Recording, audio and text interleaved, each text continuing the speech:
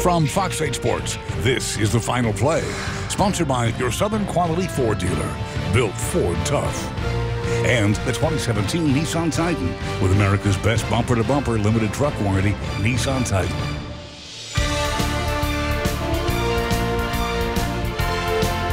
I've tilt in Arlington, Texas. 25th ranked LSU, 8th ranked Miami. Nick Brissett, where has he been? 50-yard touchdown, giving the Tigers a 10-3 lead in this one. Brissett, big game for him tonight. Take you to the second quarter.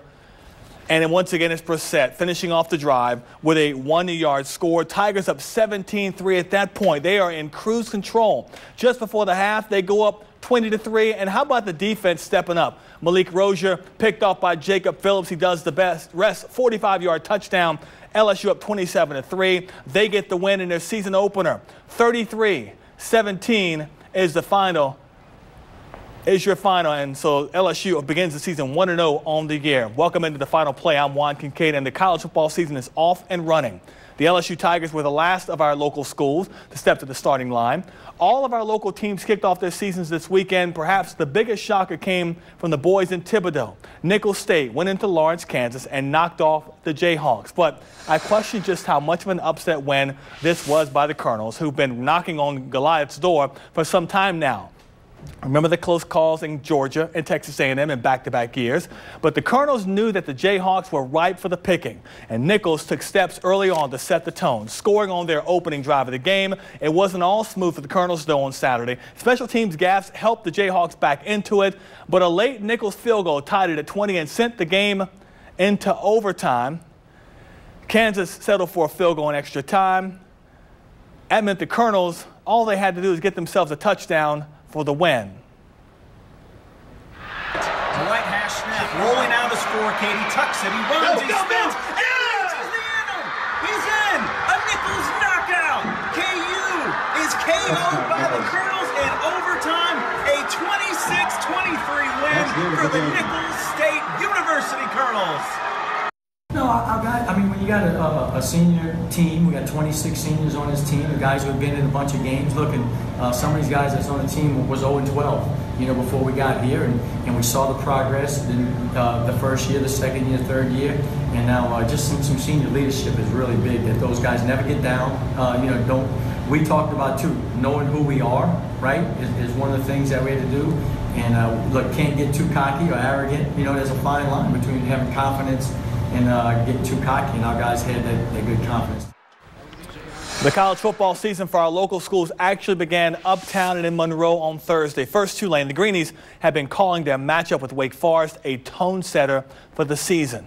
The Wave will have to rethink that after they came up short also in overtime against the Demon Deacons. Tulane's Achilles heel most of the night, finishing off drives. Aside from the 2 touchdown passes from Jonathan Banks to Taron Ancalad, the Green Wave offense never sniffed the end zone again. In fact, they never got inside Wake Forest's 22-yard line, and it took a late 39-yard field goal by Merrick Glover to get the game into overtime. Once there, Tulane's offense went backwards. Wake's did not. They got in for 6 and the win, and that left Tulane feeling like they let one slip away.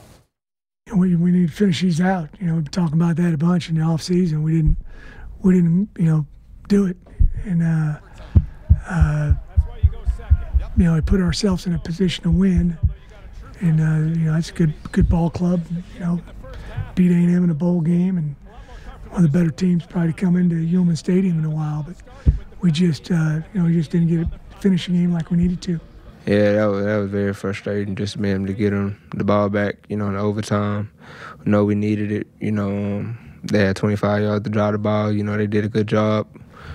Meanwhile, up in Monroe, Southeastern seemed primed for an upset of UL Monroe as quarterback Chason Virgil threw for 358 yards and 4 touchdowns. 2 of his touchdown throws were to Juan Petitfrere, the last of which gave the Lions a fourth quarter 31-26 lead, but the Warhawks answered right back through quarterback Caleb Evans. He gets it in from 11 yards out with 37 seconds left to play, giving the Warhawks a 34-31 lead. The Lions had a chance to tie the game in the final seconds. Jonathan Tatum's 37-yard field goal is blocked by Cal Key III as time expires, prevailing for ULM 34-31 in the win. We didn't get the outcome that we wanted, but we're not an outcome-based team. We want to win. I mean, we don't make any bones about that. But how we play next week and how we play the week after, we want to continue to improve this season and stack up good play offensively, defensively, and special teams. So we want to make sure that we're not satisfied with what happened, because we're not. We didn't win the football game, but we did do some good things, and we're not going to overlook that. Other scores from the opening weekend. Southern went on the road to TCU and could not keep up, losing 55-7. And the tough day for the SWAC continued as Grambling lost this opener at ULL 49-17. And we were reminded why Alabama continues to be the team to beat in college football this season, in part because they keep filling out the roster with Louisiana kids like Shaheem Carter. The former Kentwood Kangaroo had this pick six in last night's 51-14 win over Louisville. It was the 63rd non-offensive score in the Nick Saban era and the team's 28th pick six since he's been in charge. The Tide have never lost a season opener during Saban's 12-year reign in Tuscaloosa. Still to come here on the final play, making sense of the Saints roster cut down to 53 players. And later, we'll head back to Arlington for full highlights of tonight's Tigers-Hurricanes matchup. Stay with us. You're watching the final play.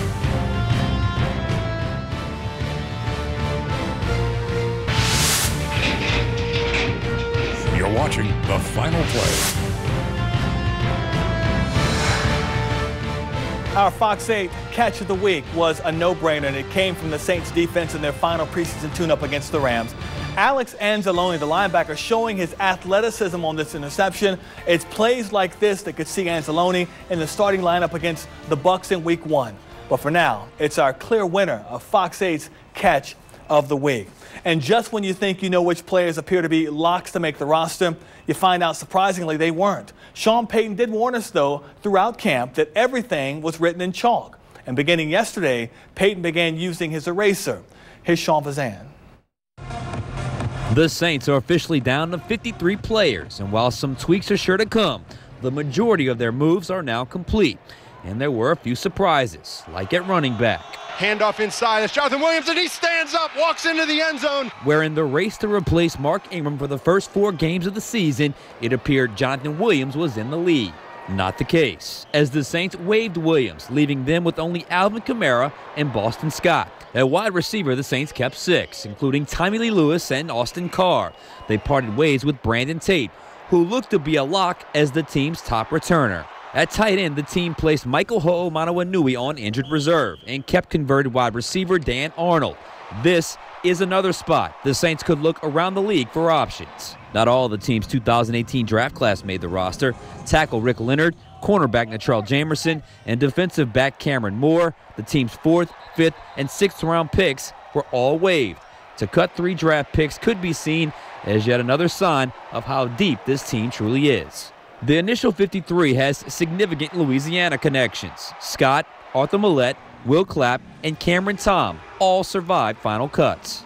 And finally, 2 undrafted rookies, defensive back J.T. Gray and defensive tackle Taylor Stallworth, both made their way on, at least for now. With the Saints, I'm Sean Fazan for the final play. We welcome back once again Josh Katzenstein from NOAA.com and the Times-Picayune. 53-man roster is not really set in stone, but it seems like it's getting a little hardened right now.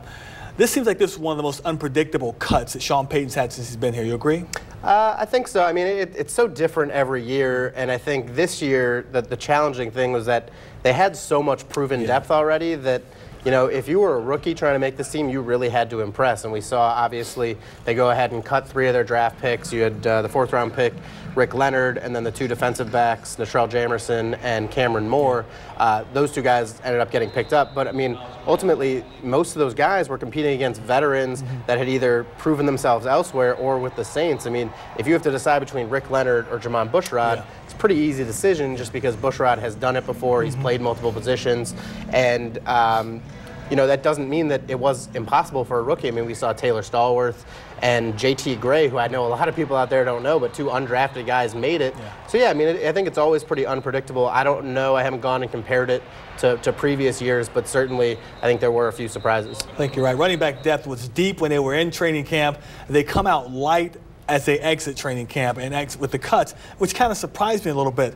You surprised by that? Yeah, big time. I really thought Jonathan Williams had done enough to make the 53-man roster. But, you know, I guess we got to think about the fact that most of his production came in the first 2 preseason games, and then all of a sudden, you know, he was a little bit quieter in the next 2. And I think the one thing that people might not be thinking about is when he was with the Bills, he did have an issue with fumbles. He had 2 fumbles in his very, you know, brief appearances with the Bills as a rookie. And granted, we didn't see him fumble in the preseason, but I think when you're looking for a guy who to, you know, play a significant role for those first 4 weeks, you definitely want somebody that you can trust to get the yards and more so not make mistakes. They're bringing in Mike Gillislee from the New England Patriots today.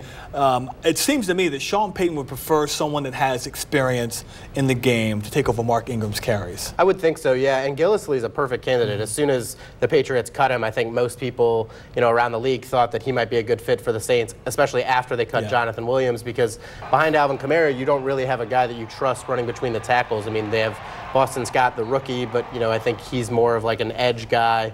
And then Trey Edmonds, who's been playing some fullback, so I don't expect him to get any carries. But Gillislee has been a productive, downhill, you know, one cut between the tackles guy, sort of in the mold of Mark Ingram. They're obviously very different players, and Ingram is significantly better. But I would think that, you know, if they feel like they need a running back, which I certainly think they do, that Gillislee would be a good fit. The big thing that happened before the team played their final preseason game, obviously signing Teddy Bridgewater. We know how good of a player he is. But, man, the elephant in the room to me seems to be, what are they going to do next year? You can't carry 2 big contracts because Bridgewater has on a 1-year deal.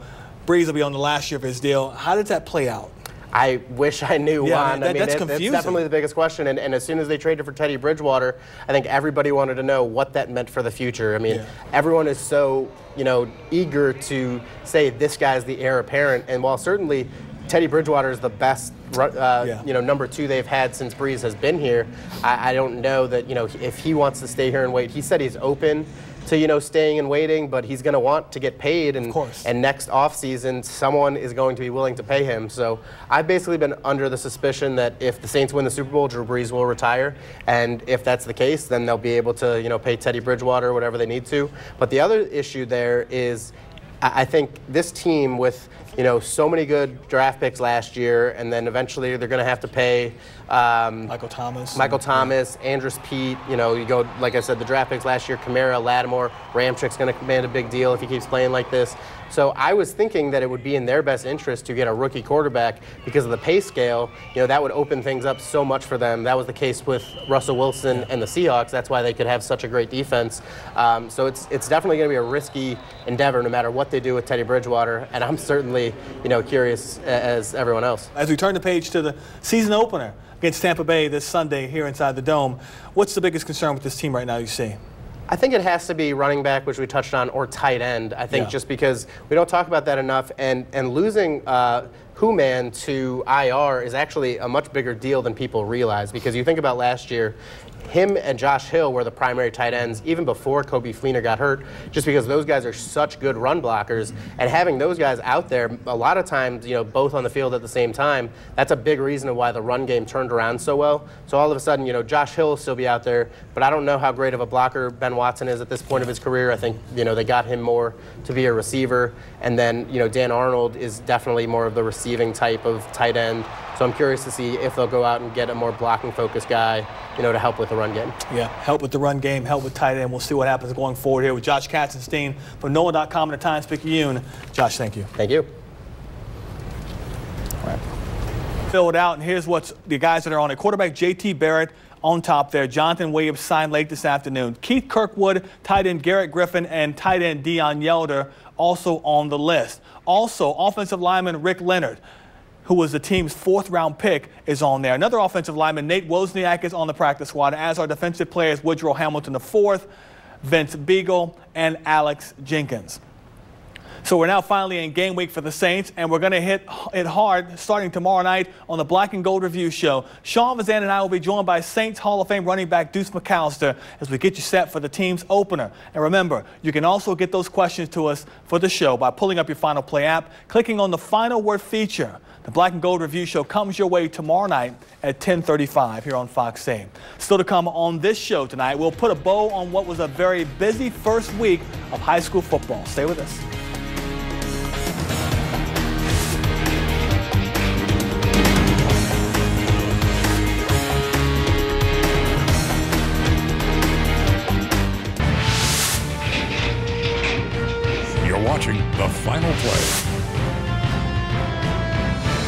We are still waiting on LSU coach Ed Orgeron to step to the podium any minute now. We'll bring you that as soon as possible. In the meantime, there were some surprises in week 1 of prep football. Country Day beating Amite and Carr surviving St. Paul are just a couple of examples.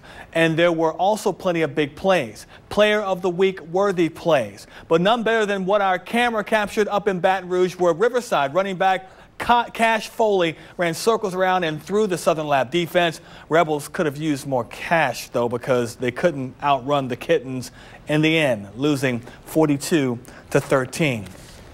Here are our Player of the Week nominees from Week 1. Country Day quarterback Justin Ibieta had 256 total offensive yards and 3 touchdowns. And Cajuns win over Amite. Destrehan running back John Embry didn't disappoint either in the Wildcats season-opening win against Slidell. 205 yards, 3 touchdowns. And a big-time shout-out to the Lakeshore special teams. They scored 3 touchdowns, 2 by kickoff, 1 by punt block, in their win against Fountain Blue. Voting runs Monday through Wednesday on fox8live.com/player. The winner will be unveiled on Fox 8 Football Friday at 10:35. We want to take you out to Arlington, where head coach Ed Orgeron for the LSU Tigers is talking about the team's win against the Hurricanes. A lot of good things there. This was a very good football team. I thought their receivers were very, very good. So for us to hold them down 17 points was a good feat. I'm really proud of special teams. Cole Tracy, 4-4, 54-yard field goal, tied a school record. I thought we were solid in the special teams. On the kickoff returner, we should have fair catched it. Now, we made a mistake there, and there's something we can improve on. There's a lot of things that we can improve on, which we will. I told the team that we're going to enjoy this win. We're going to go back and prepare, just like we did this week, for next week's opponent.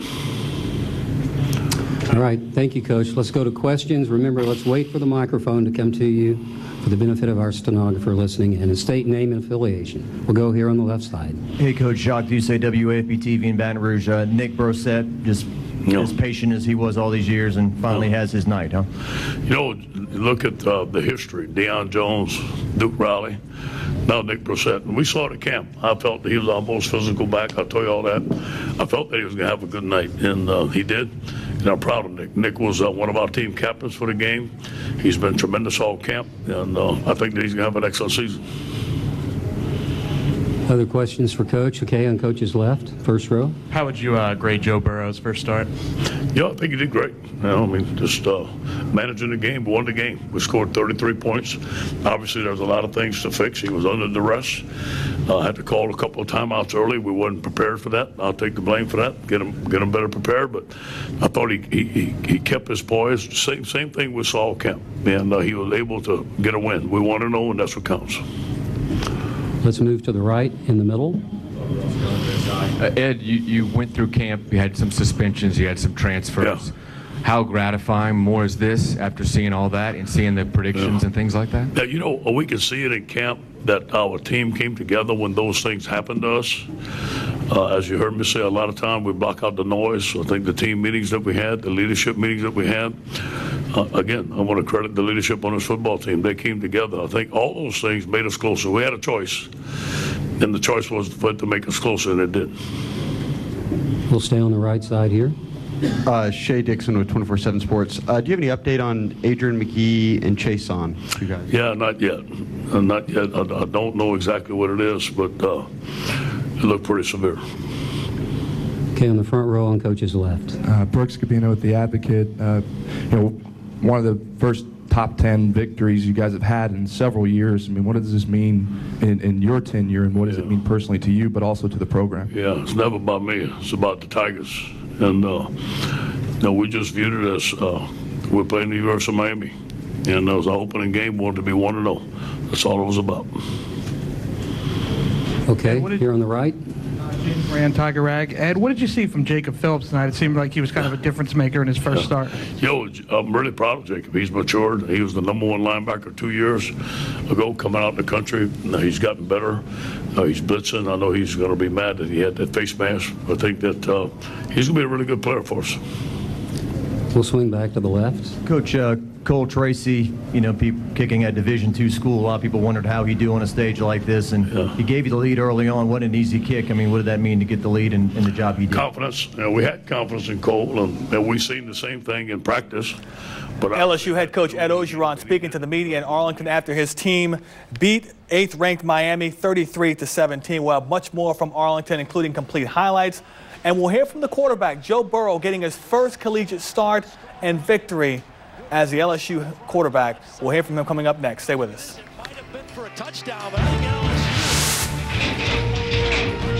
You're watching The Final Play.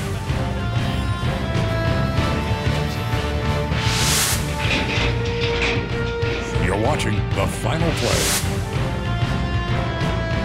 We're going to finish off the final play where it all began for us tonight, back in Arlington, Texas, for that season opener for a pair of top 25 programs. 25th ranked LSU, 8th ranked Miami. Back to the house that Jerry Jones built for the Cowboys. LSU ran their record to 4-0 there. Nick Brissett got it all started for LSU with his 50-yard run. Who knew he had that kind of speed? Tigers up 10-3 at that point.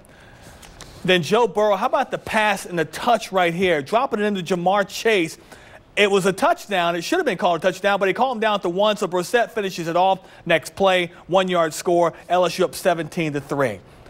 LSU's defense comes up big in the second quarter. Malik Rozier, his pass picked off by Jacob Phillips. He returns at 45 yards with a caravan with him. 27-3 Tigers at that point. Into the third quarter, LSU still up. Malik Rozier's pass picked off by John Battle. He returns at 29 yards to the Miami 41-yard line. Into the fourth quarter, the Canes had scored a couple touchdowns. It was now 33-17. They're driving, but then Michael Divinity, Braden Fehoko, get to Rozier, sack him, pretty much seal the game for the Tigers. 33-17 is your final. Here's what Joe Burrow had to say after the game. Really, all that was on my mind was going out, playing with my brothers, and executing at a high level. I think we got our run game going a little bit, and Coach E, he started putting some trust in me, calling some shots, and we started executing. So when I committed, everybody was talking about, yeah, you're going to go 6-6, 6-6, 5-7. And then I got here, I'm like, we're a really talented team. Like, we can be really good. And, you know, we made some mistakes tonight. We got a lot to correct, but it was a good start. Big win for LSU. They will host Southeastern at Tiger Stadium next week. And that's our show for tonight. For all of us here at Fox 8, I'm Juan Kincaid. We hope you'll join us again next Sunday night for the final play. From Fox 8 Sports, this has been The Final Play.